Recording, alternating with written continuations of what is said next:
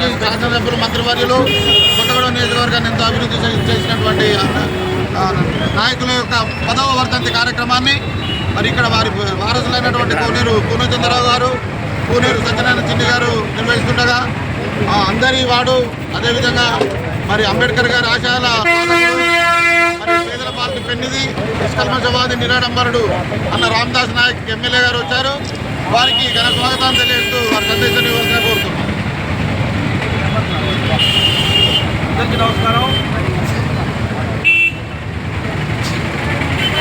పెద్దలు చేతులు గౌరవ కోనేరు నాగేశ్వరరావు గారి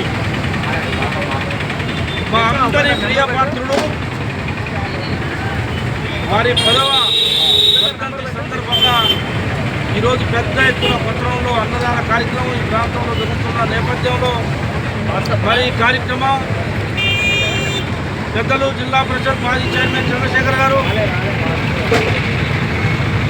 రాష్ట్ర కాంగ్రెస్ పార్టీ నాయకుడు వారి తనయుడు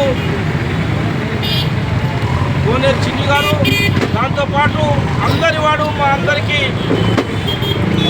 అందుబాటులో ఉండే కోనేరు నాగేశ్వరరావు గారి పెద్ద కుమారుడు కోనేరు పూర్ణ గారు, మరి ఈ కార్యక్రమంలో మా శివకుమార్ గారు, అర్జున్రావు గారు, మా సుమంత్ గారు, అర్జున్ నాయక్, మా దేవిలాల్, కృష్ణ, మా లక్షణ, రాంబాబు, రామనాథం గారు, పాలన్న, జిల్లా కాంగ్రెస్ పార్టీ ప్రధాన కార్యదర్శి పాలన్న, ఈ కార్యక్రమంలో పాల్గొన్న కౌన్సిలర్ కార్పొరేటర్లకి, కోనేశ్వరరావు గారి అభిమానులకి, కాంగ్రెస్ పార్టీ అభిమానులకు కూడా పేరు పేరు నమస్కారం. వాళ్ళందరూ కూడా దగ్గరుండి ఖమ్మం ఉమ్మడి జిల్లా రాజకీయాల్లో కానీ వ్యాపార రంగంలో కానీ ఆజాత శత్రువు కోనేరు నాగేశ్వరరావు గారు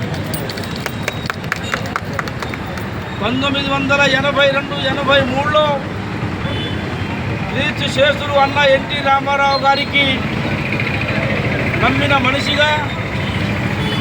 ఆత్మీయుడిగా, ఎంతో సన్నిహిత్యం ఉన్న గౌరవ కేఎన్ఆర్ గారు, ఆయన గారు చేసిన ఎమ్మెల్యే చేసినంత కాలం, మంత్రిగా చేసిన సందర్భంలో కూడా వారిని మరణించే వరకు అందరితో కలిసికట్టుగా ఆజాద శత్రువుగా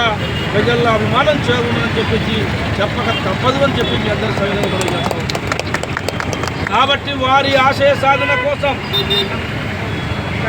ఏదైతే మచ్చ లేకుండా ఈ నియోజకవర్గం, ఈ జిల్లా అభివృద్ధి కావాలని కోరుకున్నాడో ఆశయ సాధన కోసం వారి కుమారులిద్దరు కూడా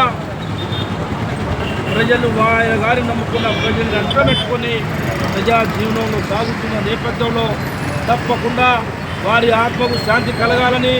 వారి ఆశయ సాధన కోసం వారి కుమారులతో పాటు ఈ కార్యక్రమంలో ఉన్న అందరం,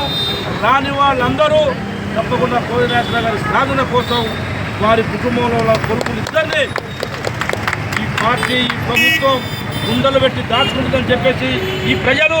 ఏ రోజు కూడా వాళ్ళకి ఆశీర్వాదంతో ఉంటారని చెప్పేసి, ఆదివాసులు ఉంటారని చెప్పేసి నేను మనస్ఫూర్తిగా జోహార్ కోనేరు గారు, జోహార్ కోనేరు గారు, జోహార్ కోనేరు గారు.